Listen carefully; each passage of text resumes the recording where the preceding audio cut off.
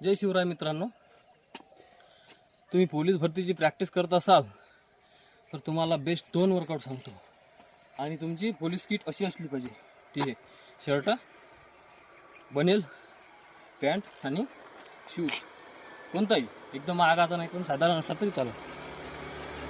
एकदम बढिया बेस्ट, जेणेकरून तुमची रनिंग 1600 मीटर बढिया झाली पाहिजे. चला